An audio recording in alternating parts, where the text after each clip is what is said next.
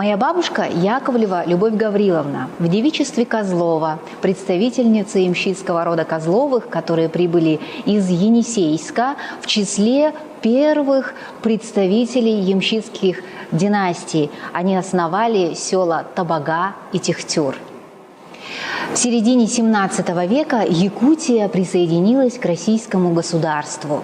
Это стало важным и знаковым мероприятием, потому что Якутия – это край огромный, большой, с суровым климатом и неисчерпаемыми богатствами. Но для того, чтобы богатствами воспользоваться, нужно было как-то приспособиться к этому суровому краю, научиться выживать в тяжелых условиях, климатических, географических, и как-то наладить связь с центром, потому что в противном случае это было бы невозможно. Освоение Сибири и Дальнего Востока требовало надежной и стабильной связи с центром. И это в те времена, когда не было интернета, сотовой связи, даже телеграфа. И представьте себе, в условиях Крайнего Севера и 9 месяцев зимы голубиная почта тоже не могла функционировать. Поэтому единственной возможностью для того, чтобы наладить постоянно действующую связь, это было развитие системы ямщицких трактов, что было сделано по всей России.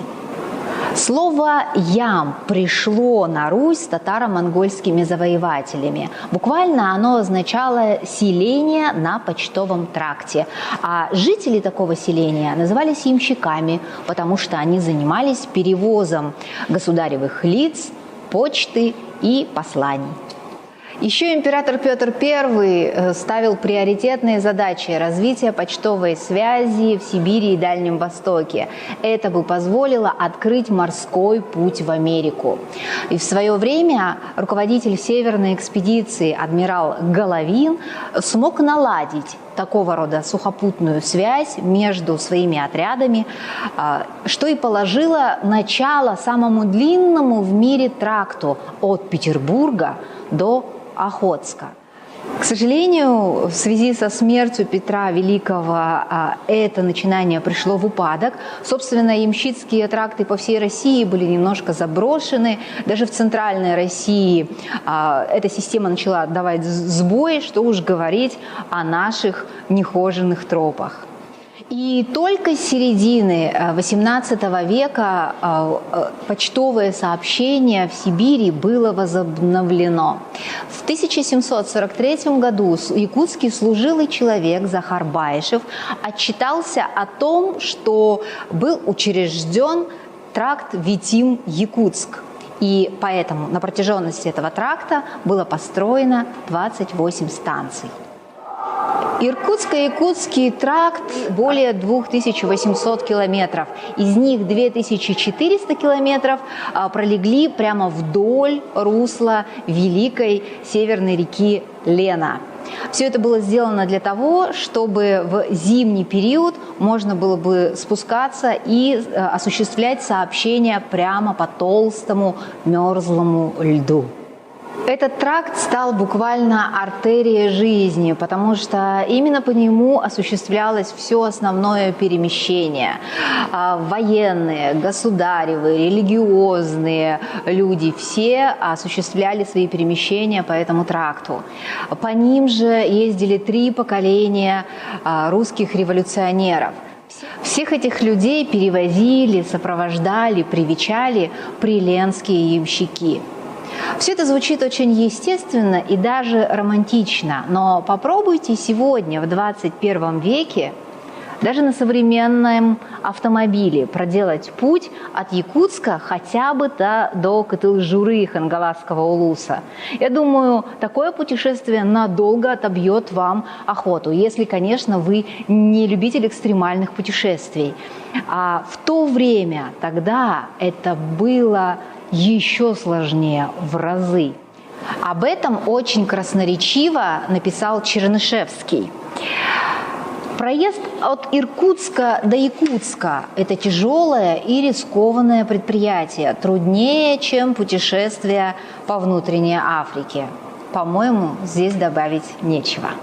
В первое время для осуществления почтовых перевозок старались привлекать коренное население, но через некоторое время выяснилось, что якуты для такой работы совершенно не приспособлены. Они выражали недовольство и всячески пытались уйти от осуществления этой не очень приятной для них деятельности.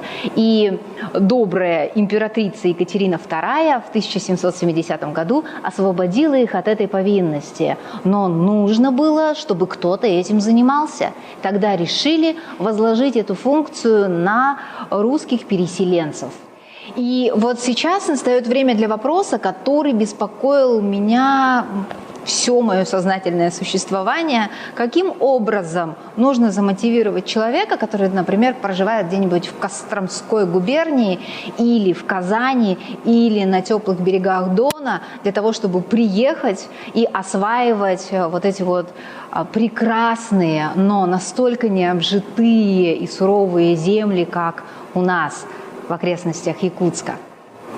А вот, например, в архивах Табаги сохранились данные о том, что Соколов прибыл из Костромы, Лобанов из Казани, Шепелев оттуда же, а мой предок Козлов прибыл из Енисейска. Но мы же понимаем, что Енисейск – это сибирский город, соответственно, до Енисейска Козлов где-то тоже проживал, скорее всего, ближе к центру. По одной из версий, род Козловых приехал откуда-то с берегов Дона. Так вот, все-таки, почему эти люди так охотно вместе со своими семьями перемещались сюда? Ответ на этот вопрос я нашла в строках Анатолия Дмитриевича Соколова, который является почетным строителем Российской Федерации, почетным гражданином Хангаласского улуса и членом Совета общественной организации «Потомки государевых ямщиков». Он в своей книге пишет следующее. Так называемые переведенцы рекрутировались из ссыльных крестьян и взятых в зачет рекрутов. Подавляющее их большинство состояло из крестьян вселенских. Так называемые переведенцы рекрутировались из ссыльных крестьян и взятых в зачет рекрутов. Подавляющее их большинство состояло из крестьян верхнеленских селений, ранее посаженных на пашню, жителей далеких сибирских деревень, по разным причинам отнесенных к числу преступников. Для заселения части станций между Витимом и Якутском для ямской службы из центральных губерний России были присланы 33 крестьянские семьи. Главы этих семей были посланы сюда за непокорность своим господам-помещикам в счет тогдашней 25-летней рекрутчины. Они составляли основной костяк ямщиков Средней Лены.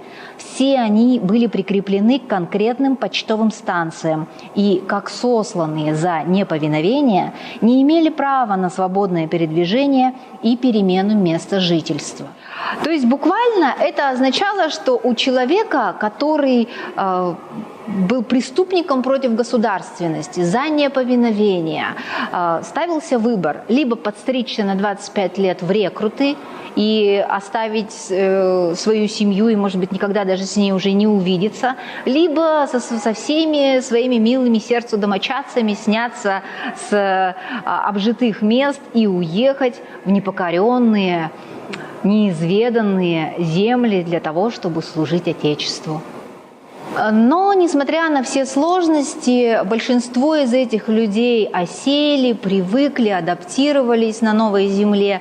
И нужно сказать, что мало кто вернулся потом к своим истокам на свои привычные земли. И именно поэтому большинство русского населения на Средней Лене можно считать потомками государевых ямщиков и пашенных крестьян. Вот что об этом пишет Анатолий Соколов. В большинстве случаев, усвоив язык якутов, переняв их образ жизни, а также многие обычаи, установив с ними кровное родство и добрососедские отношения, русские не только сами занялись земледелием, но и распространили его среди местного населения. Они внедрили много нововведений в ловлю рыбы и зверей, переметы, кулемы, плашки, черканы, что значительно повышало производительность рыболовного и охотничьего промысла.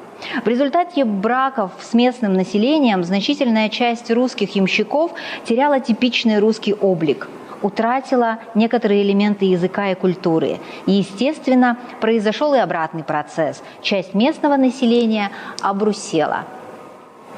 Очень часто я вспоминаю свою бабушку. Действительно, все было так, как вот описано у Соколова.